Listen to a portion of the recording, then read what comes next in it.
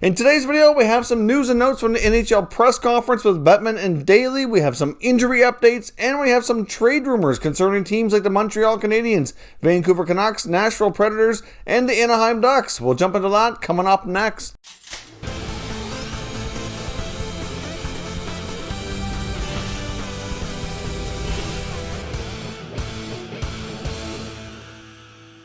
So welcome back to another video here at Top Shelf Hockey. Now, as I mentioned, we have a variety of things to discuss. Let's start with the news on the injury updates. We also have nobody on waivers today as well. The waiver wire continues to be quiet today. On the injury front, though, Jack Eichel for the Sabres will be out for at least 7 to 10 days. He had to go out of state to see a specialist, and he has to quarantine for 7 days coming back. So waiting on those results. So he's out at least that time just due to that. Once they have more information on the injury, they'll be able to further evaluate how long he's going to be out. But for a Sabres team that has been mightily struggling, I believe they're at 10 in a row that they've lost. To lose Eichel is just gone from bad to worse. So hard to say what that means for the team. It's certainly not going to make things any easier on an incredibly tough season. You get Alex Pietrangelo is also going to be out for a little while for Vegas as well. He's left the road trip, head back to Vegas to see additional doctors, and we'll see how long he's going to be out, but that's certainly a big blow for Vegas. He had been playing very well for them leading into that injury. Now, also some quick updates here from the NHL press conference that was held today with Commissioner Gary Bettman and Deputy Commissioner Bill Daly. Talked a lot about a number of things, including the TV deal with ESPN, how obviously that's going to generate a lot of new revenue. Even with that, they still expect the salary cap will remain flat for at least 2 seasons, given the amount of money that has to be made up from the players to make that 50-50 split even due to lost revenue. So we're probably looking at about the 3rd season from now before we see an increase in cap. They also discussed the fact that the NHL draft, even though it's not 100% confirmed yet, is more likely than not to be remaining at a scheduled time in July and won't be pushed back. We also got word that the helmet ads and other new forms of advertising that they've been able to generate extra revenue with has certainly been a good help. They've made about $100 million and likely isn't going anywhere, as they can see it sticking around for beyond the current season, and that they're very well likely heading back to normal divisions next year. So I know there's a lot of Canadian fans happy with the North Division, hoping it might become a permanent fixture. That's not likely to be the case, and there is a possibility, though, they might be able to increase the number of games the Canadian teams do play against each other, perhaps, but it's not going to be a permanent thing by any means. Now, jumping into today's NHL trade rumors, I want to take a look at a couple of things. One, a player in Anaheim, Rakell, is generating a ton of interest for a player, like I mentioned before, former 30-goal scorer, has 1 year left on a very reasonable contract, under $4 million. He's been hot as of late. He didn't have a great start to the season, but last 10 to 12 games, he's been much better, putting up a good amount of points, and certainly a player, like I said, getting a lot of interest from around the NHL. There was talk with the Calgary Flames and the Ducks. They came, I'm not sure how close they got to making a deal, but the rumor was that the Ducks were looking for Sam Bennett and a high draft pick in return for Rakell, at least a 2nd round pick or another asset, and the Flames thought that was too much. And according to Frank Seravalli at TSN, who's added Rakell to the NHL trade bait board, and he's fairly high up on their list. According to his conversations with a couple of other NHL executives around the league, all they would say is that they held talks with the Ducks around Rakell as well, and that the price tag was pretty high. But as we've talked about in recent days, he's certainly a player that's getting a lot of interest. I mentioned teams like the Oilers and the Leafs had expressed interest as well. Numerous other teams will. He's a good player with a lot of potential, very versatile, can play all 3 forward positions. So that comes in handy, can play up and down your lineup. So I do think that there's a really good chance that the Ducks do trade Rakell if they get anywhere near the asking price that they're looking for.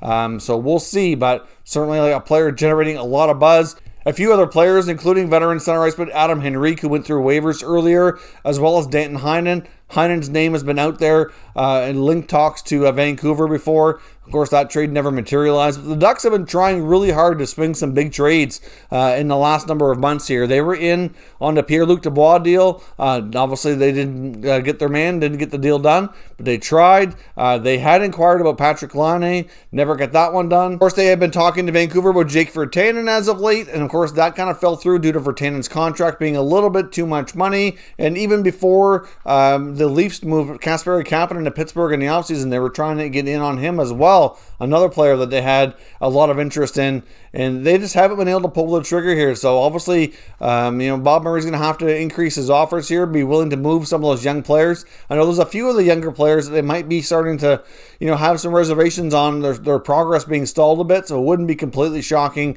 if they were able to throw in, an asset or two and around that might generate some more interest around some of their top players, the veteran guys like I mentioned. So we'll see, but for right now, Rakell is the hot commodity in Anaheim and is looking very, very likely he gets moved ahead of the deadline. Now, Dave Pagnotta of the fourthperiod.com is reporting that after last night, he fully suspects and has information to suggest that the Habs are interested in Mattias Ekholm of the Predators. Of course, last night we saw them lose defenseman Ben Chiarot, who hurt his hand in a fight with the Canucks forward JT Miller. No quite clear-cut answer as to how long he's going to be out yet, but certainly Chiarot's a player who plays a lot with Weber and has certainly logged a lot of minutes and been a fairly big piece on the Habs blue line.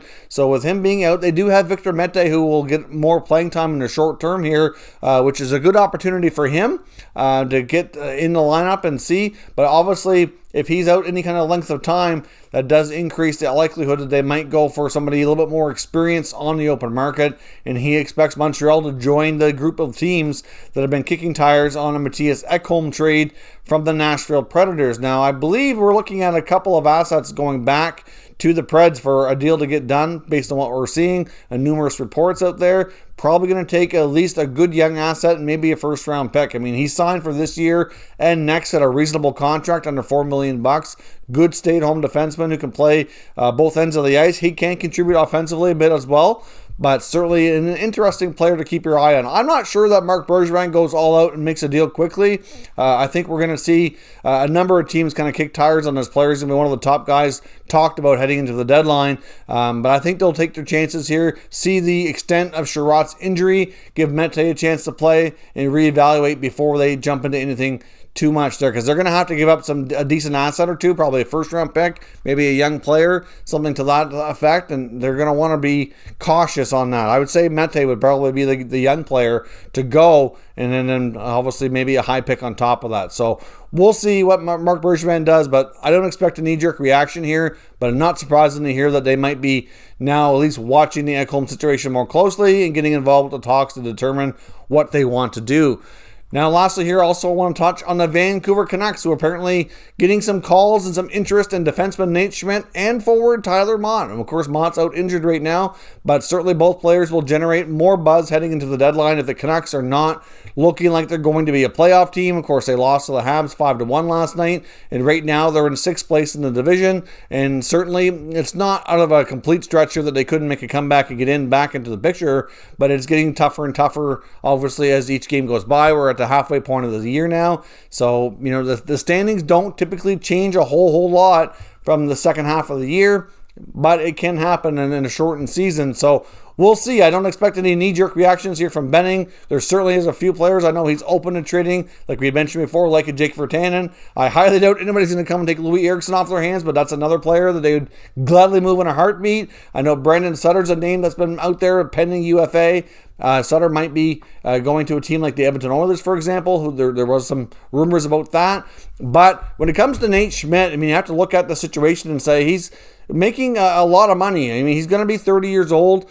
He's heading into a off season where, he's starting to get on the wrong side of 30. He's going to have 4 years left on his contract. Basically $6 million. He has a 10-team no trade clause, and maybe they should cut bait here if they can get a good return. I'm not completely convinced they should trade Schmidt, but I think they should at least listen, and they have to at least make the consideration. But if you look at their blue line, there's a lot of flexibility right now. Heading into next year, they got Alex Edler.